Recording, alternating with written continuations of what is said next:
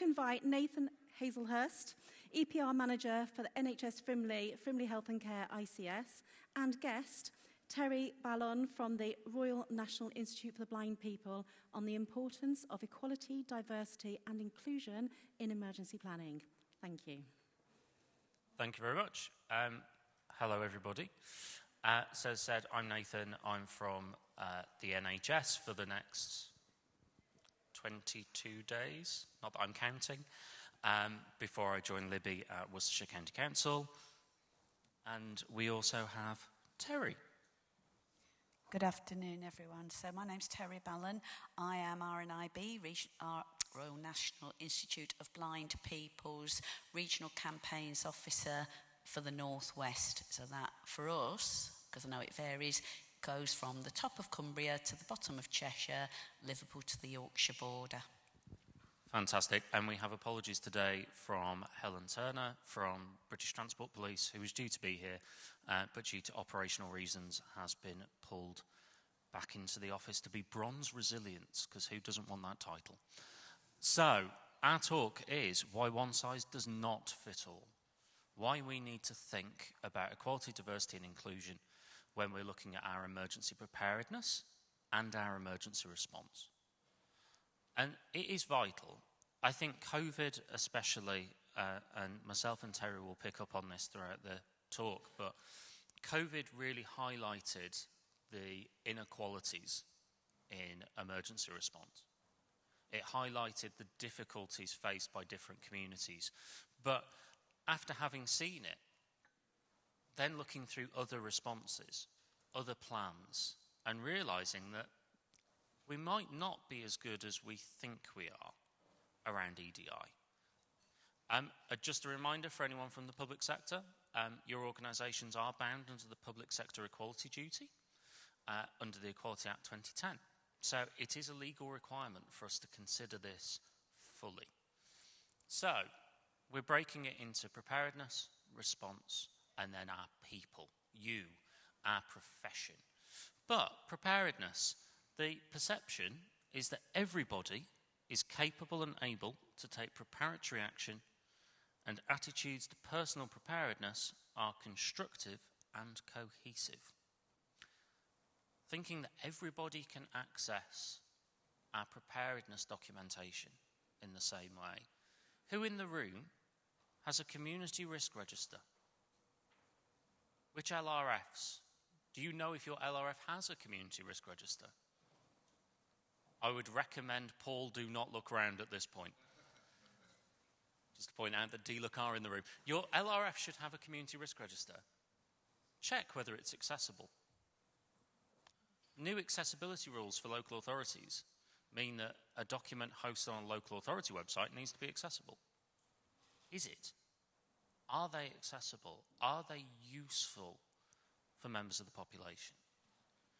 And Terri, from your perspective, thinking about preparing for emergencies, what potentially would we need to do or need to think about?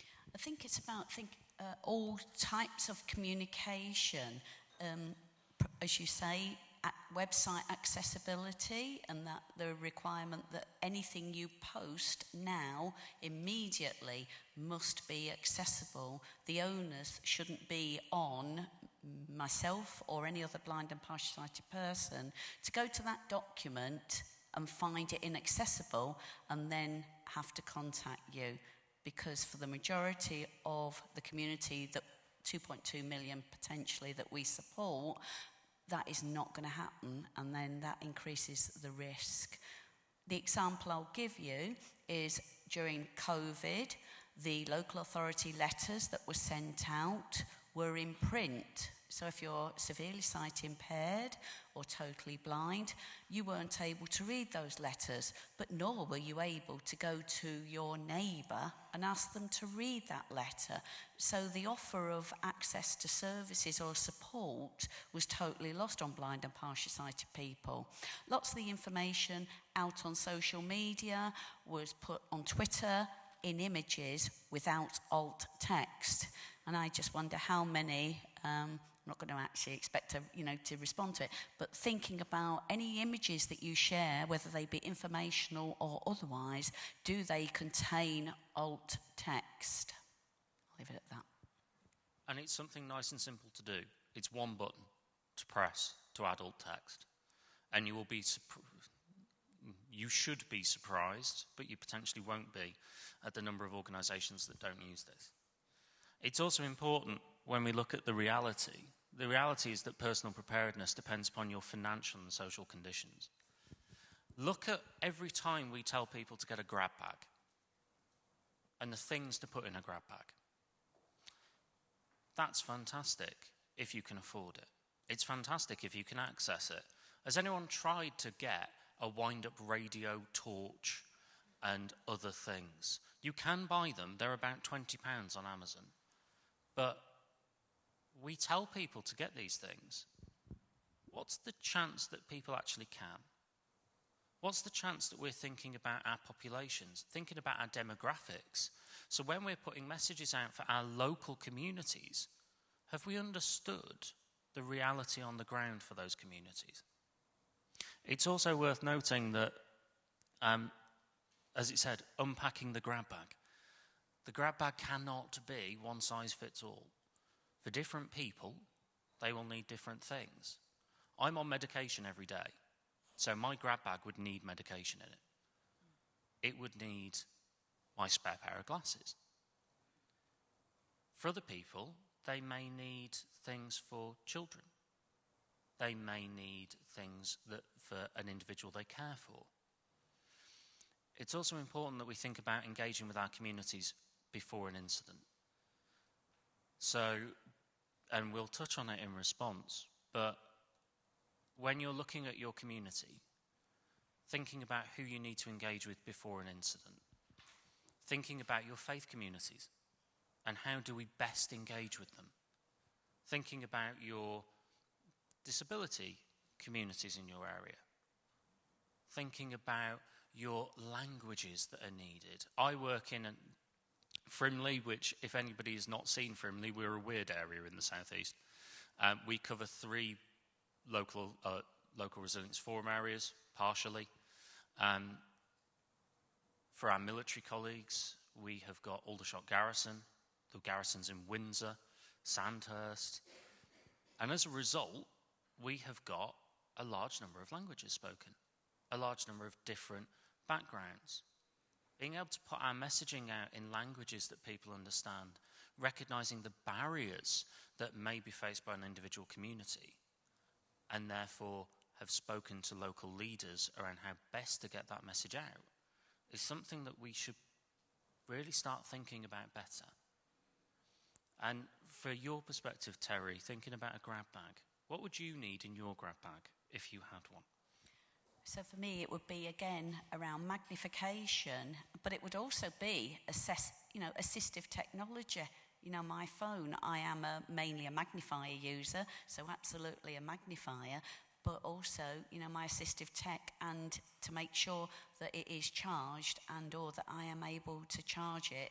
So a battery pack, if I've got my guide dog, then I still need food for her. I'm not so worried about the food for me, but obviously that's important. But it's more important for me to have my long cane and my guide dog and her food. Definitely. And if people haven't seen Daisy, she's beautiful. And I like having a dog on the stage with me. So, we're going to move into response. The perception in response is that emergency services and emergency responders are best placed to manage that incident by implementing their powers and taking control.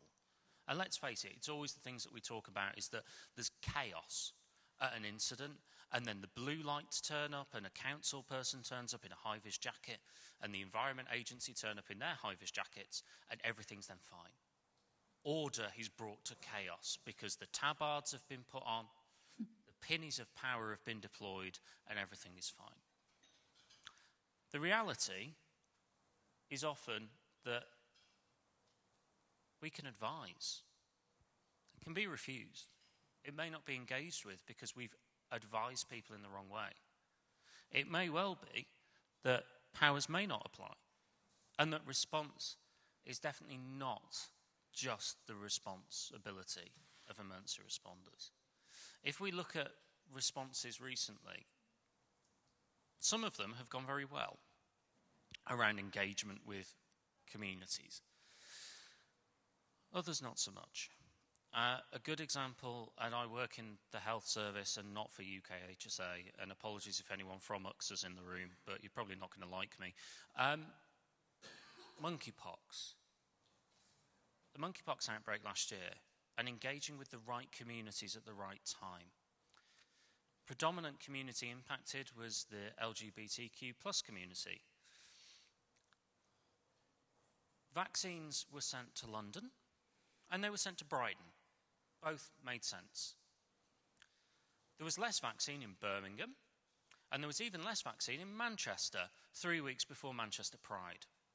Manchester Pride is one of the biggest gay pride events in the UK. It's 4 days, and there was very limited vaccine, to the point that at one of the hottest days of the year, there was a walk-in clinic being run, and people were collapsing in the queue.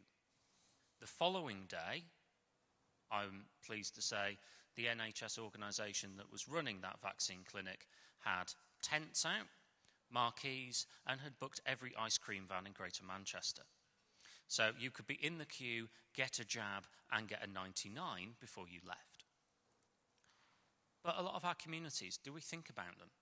During an incident, who is the organisation that opens first?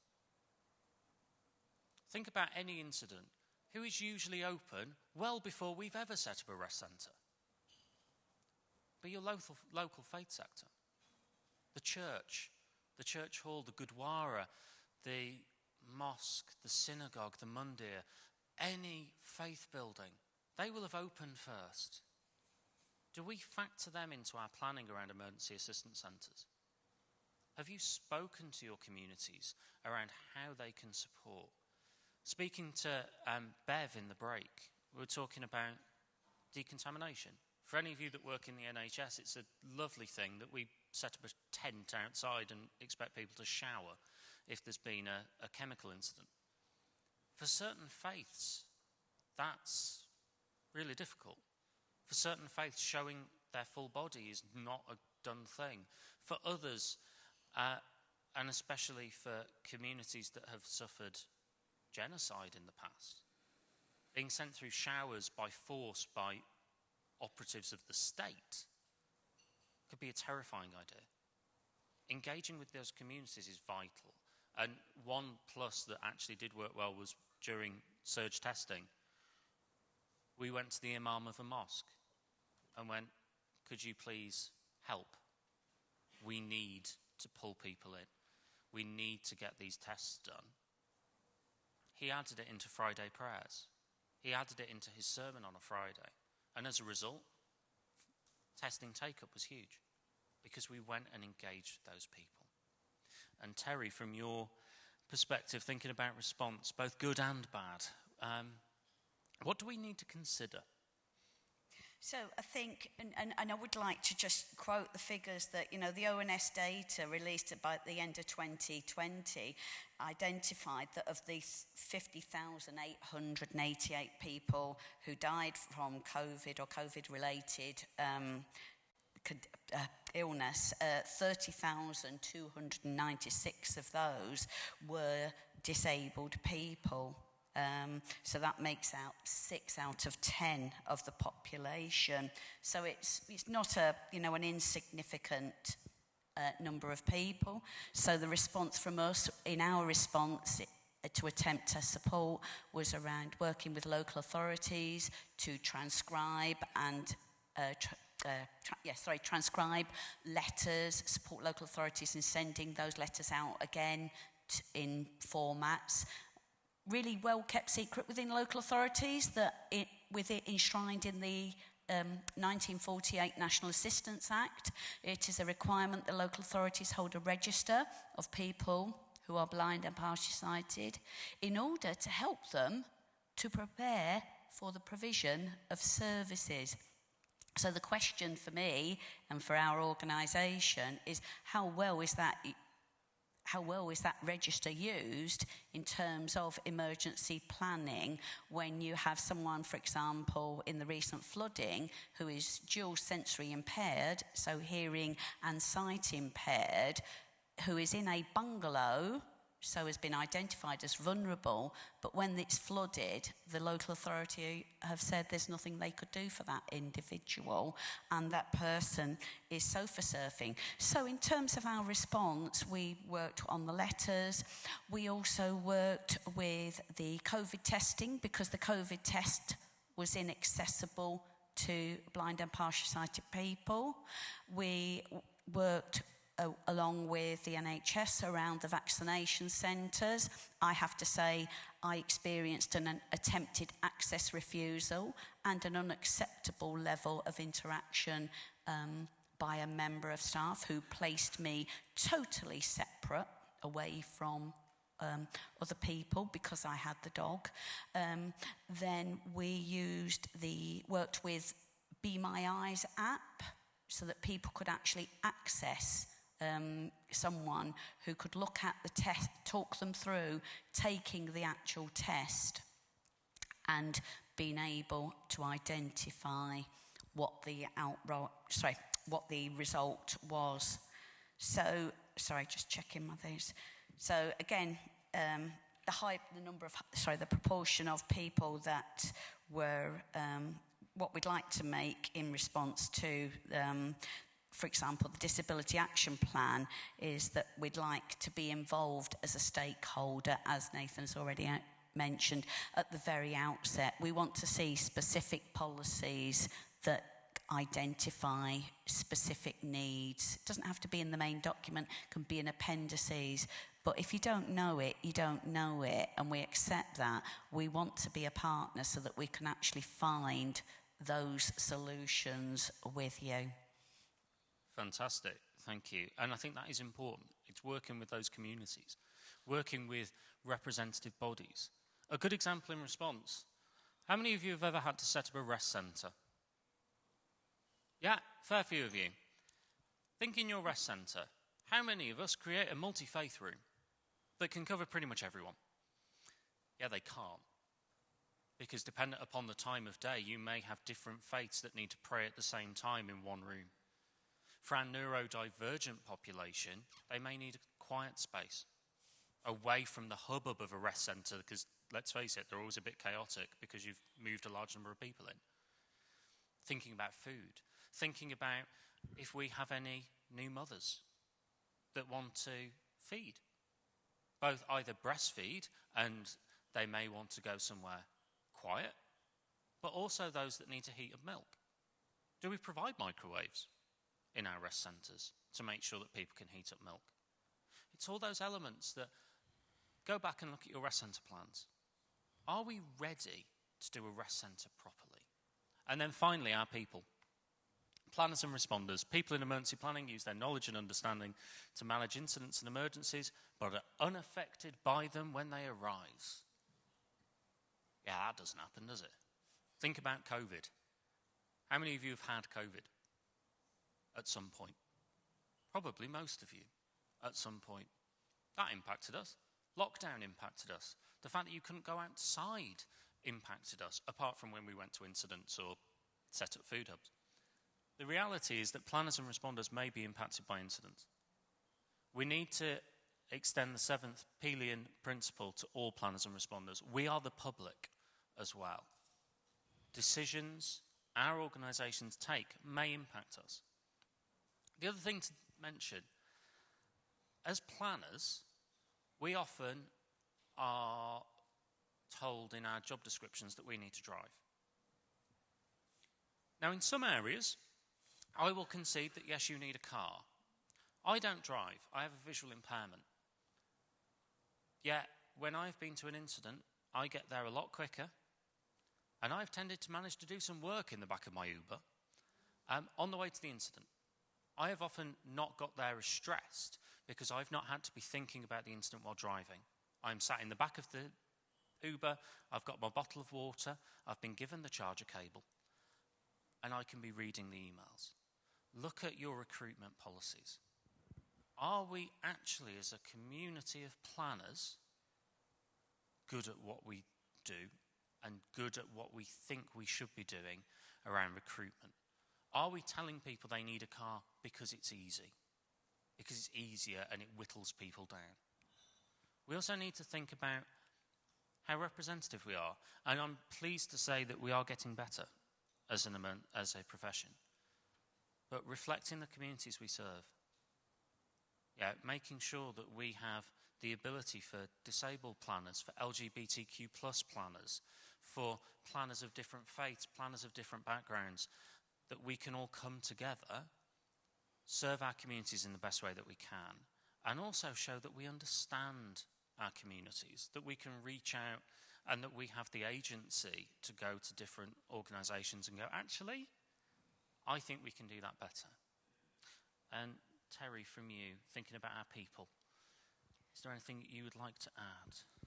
Yeah, I suppose the one comment I would raise around, actually, strictly speaking, it's illegal, it's discriminatory to actually say you must have access or you must be able to drive. It's about having access to transport. And I know from having applied for various jobs and been told that because I couldn't drive, I couldn't take that job. So, in terms of people, again, it is about engaging with us, about providing those opportunities. And also very cautious, please engage with disabled people's organisations and individuals, but please don't just go with one token individual or one usual suspect, because I've often been in a situation where there's someone that's advocated for something, ironically a situation where I had the same condition as an individual, and what they were advocating for was totally unsuitable for me, but actually I could see the bigger picture and knew that it would be unsuitable for the majority of people. What I would like to say, really, if I might, just to finish off, if that's okay, Nathan, is that RNA believe that the third sector should not have to intervene retrospectively as we had to in regard to access to supermarket shopping, when we had so many blind and partially sighted people saying, in the past I've had access to online shopping. Because of this pandemic, I now can't access that shopping. So we had to, try and organise local societies and things like that, because there was nobody that could go to someone's house and provide that support.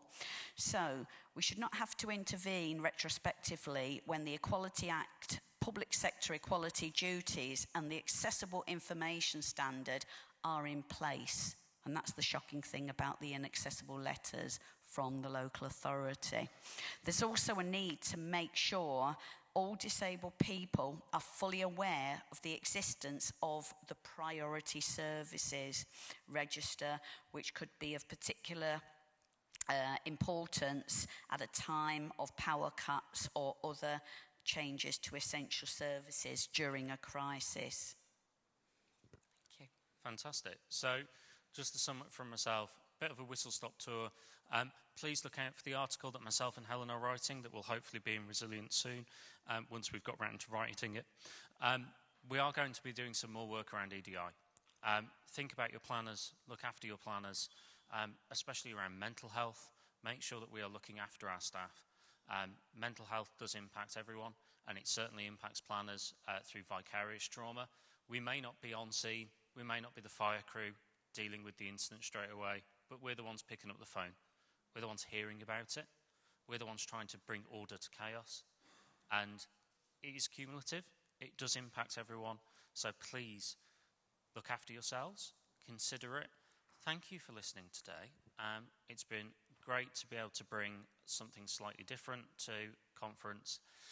We are now going to just do a bit of tweaking before the HAG Speakers Corner. But thank you very much. We look forward to hearing your questions in a bit. Thank you.